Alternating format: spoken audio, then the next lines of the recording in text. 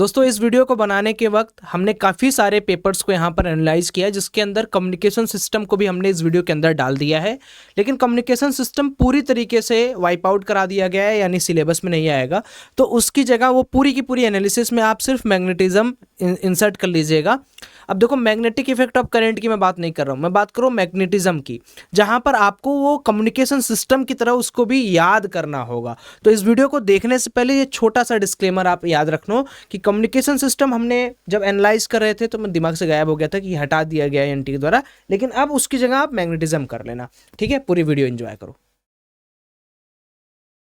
नमस्कार दोस्तों, कैसे हैं आप सभी लोग। मैं सौरभ फ्रॉम IIT BHU आपका स्वागत करता हूं एक और बहुत बेहतरीन वीडियो में। ये वीडियो ना मैं जितना जल्दी हो सकूंगा उतना जल्दी आपको बना दूं। लेकिन दोस्तों मैं बार बार आपको क्या कहता हूं कि अगर आपने कमेंट नहीं किया ना वीडियो में, तो आपका सबकॉन्शियस माइंड समझेगा ही नहीं कि आपने कोई टारगेट बनाया है।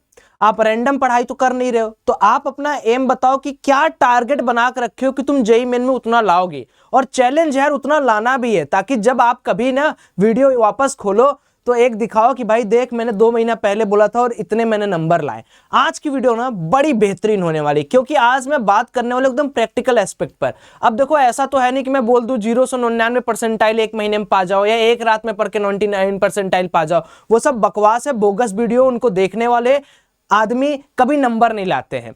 आपको अगर रियलिस्टिक अप्रोच चाहिए तो आपके लिए रैंकर जेईई का ये वीडियो बहुत अच्छा होने वाला है। और सारे बच्चे बोलेंगे मेरे साथ कि क्या आप जो लास्ट में मैं चैलेंज दूंगा उसको आप कंप्लीट करेंगे या नहीं करेंगे। पहले वीडियो का टॉपिक क्या है वो समझो। 30 दिन में 60 नंबर कैसे लाए। अब मैं सिर्फ 30 दिन की बात कर रहा हूं।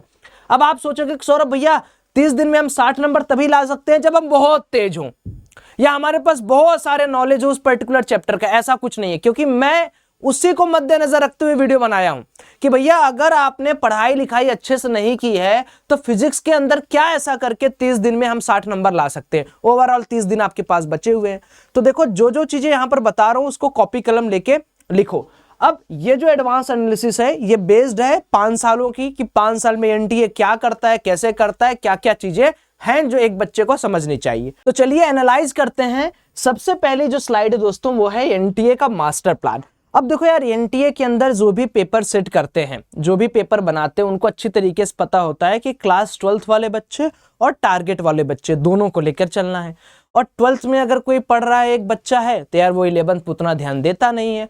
तो इन लोगों ने मास्टर प्लान क्या अप्लाई किया है आप देखोगे तो 45% यानी 45% के आसपास इनका 11th का वेटेज रहता है, और 55% के आसपास 12th का वेटेज रहता है। अब देखो, ये ना हर शिफ्ट के लिए लागू होता है। ऐसा नहीं है कि मैं मॉर्निंग के लिए, इवनिंग के लिए, टफ पेपर के लिए, इजी पेपर के लिए, एवरेज पेपर के लिए बोलूंगा। 11th का जो पोर्शन होता है ये थोड़ा सा टफ साइड पे माना जाता है as compare to class 12th, क्योंकि इसमें मैकेनिक्स के पार्ट ज्यादा होते हैं, न्यूमेरिकल के पार्ट ज्यादा होते हैं, थोड़ा थिंकिंग होती है, लॉजिकल थिंकिंग्स बहुत ज्यादा होते हैं, क्रिटिकल एस्पेक्ट्स बहुत होते हैं, हॉट्स क्वेश्चन यहाँ पर बहुत आते हैं। और अगर 12th के सेक्शन को बोला जाए तो एक कंपैरेटिवली इजी होता है और गो टू थ्रू होता है, क्योंकि अगर आप देखो तो क्लास 12th वाले बच्चे जो होते हैं वो 12th के साथ ही बार बार लड़ाई करते होते हैं, 11th का ज़्यादा वो ध्यान नहीं देते हैं। तो आपको क्या करना है ना कि आपका माइंडसेट 11th और 12th दोनों के ऊपर ये रहना चाहिए कि भैया अगर नंबर बनाना है तो 12th से भी बन जाएगा, 11th से भी बन जाएगा। 11th में कुछ ऐसे पोर्शन है जो सच में इतने टफ हैं कि अगर मैं आपको ये बोलूं कि भैया उसको शुरू करो करना और आपको आता नहीं है, ज़्यादा आपने पढ़ा नहीं है, तो हो सकता है वो सेक्शन आपसे ना हो।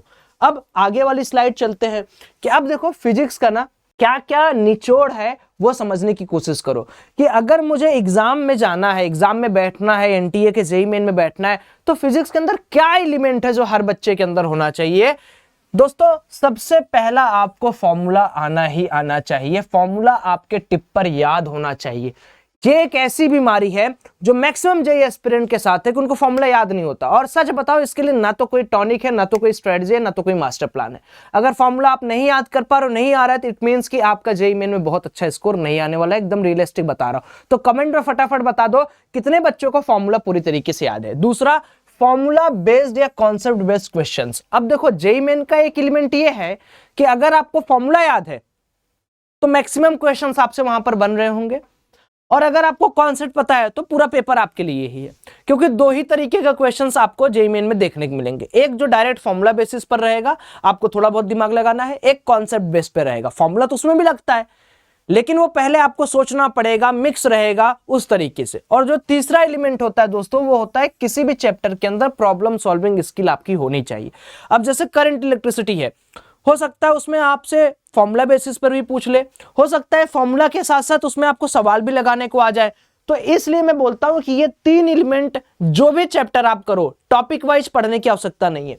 ये तीन टॉपिक आप अपने किसी भी चैप्टर में लगा दो, वो चैप्टर आपका 100% तैयार हो जाएगा। दूसरी बात कि भैया अगर हम इंपॉर्टेंट ट्रेंड जो एनटीए फॉलो करता है उसके ऊपर जाएं, तो एनटीए ऐसा कौन से चैप्टर के अंदर इजी सवाल पूछता है और हर बार पूछता है। मैं एक बार की बात नहीं कर रहा हूं, मैं बार बार की बात कर रहा हूं। और मैंने देखो कहीं पर भी ऐसे चैप्टर्स नहीं लिखे हैं जो कि ज्यादा इंटरलिंक्ड हो, ज्यादा टफ हो। मैंने सबसे पहला उठाया काइनेमेटिक्स। काइनेमेटिक्स एक ऐसा चैप्टर है जिसको करना आपकी मजबूरी है, चाहे उसमें से सवाल आए चाहे नहीं। अगर आपको ये नहीं पता स्पीड, डिस्टेंस, एक्सेलरेशन क्या होता है, तो आप आगे क्या करोगे। तो काइनेमेटिक्स तो बेसिक है। अगर आप जेईई मेन या इंजीनियर बनना चाहते हो तो काइनेमेटिक्स के अंदर एक सवाल। उसके बाद भैया properties of solid and liquid. देखो है तो टफ चैप्टर, बट इसके अंदर आपको मेमोराइजेशन पावर अगर आपकी अच्छी है तो एनटीए के कोई भी सवाल आप यहां पर कर जाओगे। ग्रेविटेशन इजी पीजी चैप्टर है, निचोड़ना है आपको। ऑस्किलेशन एंड वेव्स, दोनों मिला के 2 सवाल आने पक्के हैं। जो भी आपको लगता है कि ऑस्किलेशन एंड वेव्स का कोई टीचर अच्छा, कोई नोट्स अच्छे हैं, उठाइए, उसके अंदर पूरा फॉर्मूला याद करिए, फॉर्मूले के साथ साथ उनके क्वेश्चंस को प्रैक्टिस करिए। इफ पॉसिबल पीवाईक्यू क्वेश्चन कर जाइए, आपका सारा काम यहां पर निपट जाएगा। उसके बाद आता है भाई साहब करंट इलेक्ट्रिसिटी। सबसे इजी सवाल, सबसे इजी चैप्टर। 2-4 चीजें हैं, हर बार सर्किट से रिलेटेड एक प्रॉब्लम आता है, एक सवाल। उसके बाद यहां पर जो ग्रीन लाइन से लिखा हुआ है या ग्रीन पेन से जो लिखा हुआ है दोस्तों, वो बेसिकली क्या है, इसको समझो। ऐसे चैप्टर जिनमें से सवाल आते हैं या तो जिनके कॉन्सेप्ट हर जगह यूज होते हैं। तो experimental skill, screw gauge, vernier caliper, इस तरीके के मीटर स्केल, पोटेंशियोमीटर, इस तरीके के जितने भी एमीटर, गैल्वेनोमीटर, ये सब आपको करने ही करने हैं। इलेक्ट्रोस्टैटिक्स 2 सवाल आता है, फिर भी मैंने इसको ग्रीन से क्यों किया है, क्योंकि मैं जानता हूं कि अगर करंट पढ़ रहे हो तो पहले इलेक्ट्रिसिटी आना चाहिए। अगर आप काइनेमेटिक्स पढ़े ही नहीं हो तो आगे क्या करोगे। उसी तरीके से अगर आप इलेक्ट्रोस्टैटिक्स नहीं कर पा रहे हो तो आप आगे क्या करोगे। तो इजी भी है, रटना भी है और सवाल भी करना है। लॉज ऑफ मोशन, पूरा फिजिक्स लॉज ऑफ मोशन से डिराइव्ड है। उसके बाद work, energy and power, laws of motion का भाई। अब उसके बाद आ जाओ ईएमआई, आसान है, रटना है। अल्टरनेटिंग करंट, आसान है, रटना है। एटम्स एंड न्यूक्लियाई, आसान है, रटना है। इलेक्ट्रॉनिक डिवाइस, आसान है, रटना है। कम्युनिकेशन सिस्टम, आसान है, रटना है। अब ये देख लो, ये 16 से 17 क्वेश्चन की कहानी आपकी है। और मैं चाहता तो हीट एंड थर्मो डाल देता, रोटेशन डाल देता, है ना, डालने को कुछ भी डाल सकता था मैं। लेकिन मैं इस पर्टिकुलर वीडियो से सबसे ज्यादा मैंने 5 साल में देखा कि भैया इजी किस में से दे रहा है एनटीए, फॉर्मूला बेस किस में से दे रहा है। तो ये चैप्टर आपकी रडार पे होना चाहिए। चलिए कमेंट करके बताइए कि इस 14 चैप्टर में से आपका कितना तैयार है। उसके बाद पैटर्न समझ लो कि क्या क्या एनटीए पूछता है। तो एनटीए इस समय अपने पेपर में एक सवाल एसरेशन एंड रीजनिंग का रखता है, दूसरा एमसीक्यू जो आ रहा है या तो फॉर्मूला बेसिस पे डायरेक्ट आ रहा है या तो कॉन्सेप्ट पे आ रहा है या तो इन दोनों का मिक्स आ रहा है। तो मिक्स वाला थोड़ा सा टफ हो जाता है, लेकिन फॉर्मूला और कॉन्सेप्ट वाला दोनों आसान होते हैं अगर इंडिविजुअल आ गए तो।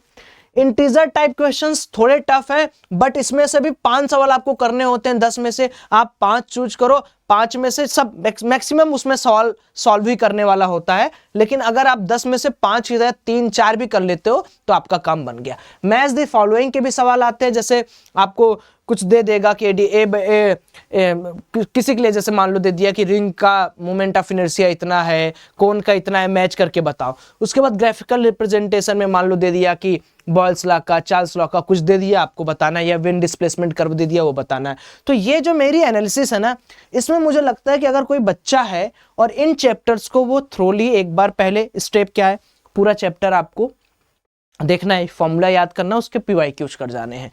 3 स्टेप है, पूरा चैप्टर देखो, देखने का मतलब पढ़ो, किसी का वीडियो देख लो, गो थ्रू कर लो, क्रैश कोर्स कर लो, या अपने नोट्स उसको रिवाइज कर लो, फॉर्मूला याद हो जाए, उसके बाद पीवाईक्यू जीके कर जाओ। No need to solve any other booklet, any other question set, ठीक है। अगर ये कर लिए आप तो इस बात की पूरी एश्योरिटी मैं आपको दे सकता हूं कि ये आपका 30 डेज 60 मार्क्स के लिए आएगा। अब बहुत सारे बच्चे गलतियां क्या कर रहे हैं वो भी सुन लो। मैं आपको ये कहता हूं कि टॉपिक वाइज प्रिपरेशन जहर है, ठीक है, इट्स लाइक अ कैंसर। अगर आप ये सोच रहे हो कि ये टॉपिक पढ़ के जाएंगे हमारा एग्जाम हो जाएगा, तो ये कैंसर की तरह आपके ट्रीट करें, क्योंकि टॉपिक वाइज का रिलेवेंसी क्या है। आप पढ़ रहे हो adiabatic process, just example, adiabatic सिर्फ पढ़ के आप सोच रहे हो थर्मोडायनेमिक्स का वो वाला सवाल आप कर जाओगे, नहीं हो पाएगा ना। अगर आपको दोस्तों टच करना है तो पूरा चैप्टर टच करिए, नहीं टच करना है तो पूरा चैप्टर मत टच करिए वो वाला। ये मेरा लास्ट पॉइंट आपके लिए। बाकी मुझे पता है कि आप सब लोग काफी अच्छा तैयारी कर रहे हैं, ऑल द बेस्ट। और भी अगर कुछ चाहिए, टॉपिक चाहिए, किसी चीज को लेकर परेशान हो, कमेंट करो, वीडियो बना दूंगा। Thank you, have a great day.